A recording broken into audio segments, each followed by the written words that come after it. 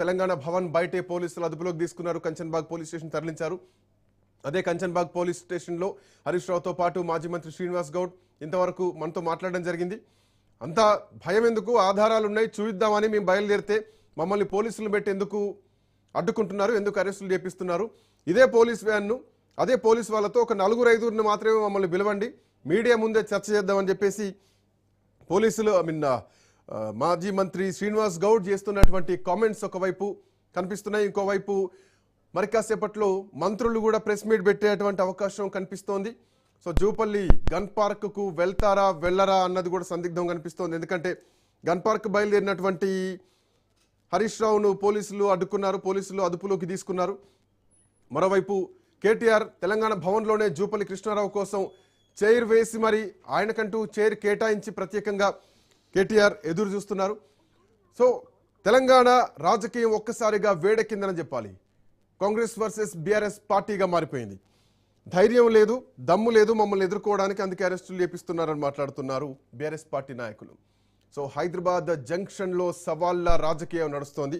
Right, Karthik గారు వాళ్ళు youth declaration గురించి మాట్లాడుతున్నారు, నిరుద్యోగుల గురించి మాట్లాడుతున్నారు, ఇవ్వాల్సినటువంటి నోటిఫికేషన్ల గురించి మాట్లాడుతున్నారు, రైతుల గురించి మాట్లాడుతున్నారు, గురుకులాల్లో అవినీతి జరిగిందన్నటువంటి ఆరోపణలు చేస్తున్నారు.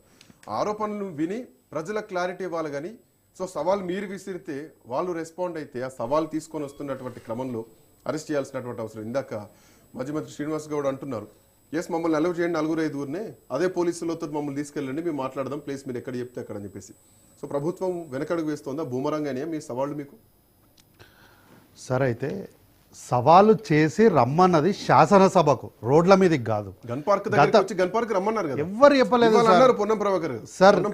గతంలో ముఖ్యమంత్రి అమరవీరుల స్థూపం సాక్షిగా చర్చిద్దాం రా అని చెప్పారు సార్. గతంలో ముఖ్యమంత్రి గారు మాట్లాడినప్పుడు, నిన్న శిల్పకళా వేదికల మాట్లాడిన, గతంలో సభా వేదిక పైన మాట్లాడిన వారు శాసనసభకు రండి అక్కడ చర్చిద్దామన్నారు. కానీ ఆ రోజు కూడా ప్రెస్ క్లబ్లో చెప్పలేదు.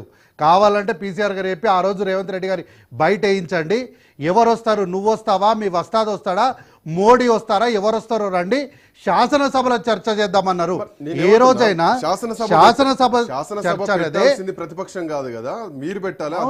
వాళ్ళని పెట్టమని ఎవరు అడిగారు? శాసనసభ పెట్టకుండా గన్ పార్క్ వెళ్ళడం ఎందుకు? వాళ్ళని ఎవరు అడగలే కదా. ఇప్పుడు కూడా జూపల్లి కృష్ణారావు గన్ పార్క్ వెళ్ళారు, గన్ పార్క్ వెళ్ళి మాట్లాడుతున్నారు. సార్ ఇప్పుడు వీళ్ళు ఇక్కడికి వచ్చారు, కేబినెట్ మంత్రులే సవాళ్లు విసురుతున్నారు, వాళ్ళే గన్ పార్క్. లేదు సార్, చర్చకు రమ్మంటే వీళ్ళు ఆడికి పోయి మేము ఈడ ఉన్నాము అంటే జూపల్లి కృష్ణ అంటే ప్రజలకు వీళ్ళు అబద్ధాలు చెప్పే ప్రయత్నం చేస్తుంటే, ఇది ప్రజల అబద్ధాలను కూడా నిజాలు, మనం నిజం చెప్పకపోతే అబద్ధం కూడా నిజమయ్యే ప్రమాదం ఉంది అని చెప్పి నేను వస్తానని వారు చెప్పినారు తప్ప, మీరు నిజంగా చర్చకు రావాలంటే ఎట్లా రావాలి, మీరు ఆధారాలు పట్టుకొని రావాలి. కానీ మంది మార్బాలను వేసుకొని కొట్లాటకు వచ్చినట్టు రావద్దు. ఇంతకుముందు మా మాజీ మంత్రి గారు అంటే సీనన్న మా వాళ్ళే, మా జిల్లా నుంచి ఉన్నటువంటి గారు అని మాజీ మంత్రి గారు మాట్లాడుకుంటే ఏమన్నారు, మేము ఆధారాలతో, మీరు ఆధారాలతో వస్తామన్నప్పుడు, చర్చకు వస్తామన్నప్పుడు మీరు ఆధారాలు పట్టుకొని కాగితాలు పట్టుకొని మాత్రమే రావాలి. కానీ మంది మార్బాలను వేసుకొని గొడవకు వచ్చినట్టు వస్తే ఎవరు చెప్పవసరం లేదు. పోలీసులు లా అండ్ ఆర్డర్ ని కంట్రోల్ చేయడం కోసము ఎవరినైనా అరెస్ట్ చేస్తారు, వాళ్ళనైనా అరెస్ట్ చేస్తారు, మంత్రులైన మమ్మల్ని కూడా అరెస్ట్ చేస్తారు. ఎందుకు? అధికారంలో ఉన్నటువంటి శ్రీనివాస్ గౌడ్ గారిని పక్క పట్టంచారు. కార్తిక్ గారు, లా అండ్ ఆర్డర్ ఇష్యూ వస్తాయని మంత్రులకు తెలియదా గన్ పార్క్ దగ్గర నుంచి సవాల్ విసిరినప్పుడు?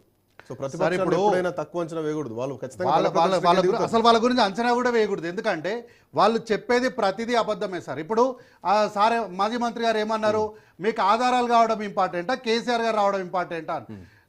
ఆధారాలతోని కేసీఆర్ గారు రావడం ఇంపార్టెంట్ అని చెప్తున్నాం మేము. వాళ్ళు దాన్ని ఆధారాల కేసీఆర్ అంటున్నారు.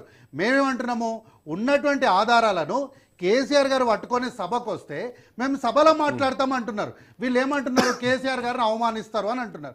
మేము దానికి కూడా ఏం చెప్పారు ముఖ్యమంత్రి గారు, మీ యొక్క గౌరవ మర్యాదలకు హామీ నాది, ఎక్కడ కూడా ఇబ్బంది కలగకుండా చూసుకునే అంటున్నారు. ఇప్పుడు తెలంగాణ భవన్ కు వస్తా అని సవాల్ చేసింది మీరే కదా, ఒక ప్రతిపక్ష నాయకుడి కార్యాలయానికి వెళ్ళడం తప్పేం కాదు, కానీ కనీసం వెళ్ళలేకపోయారు కదా.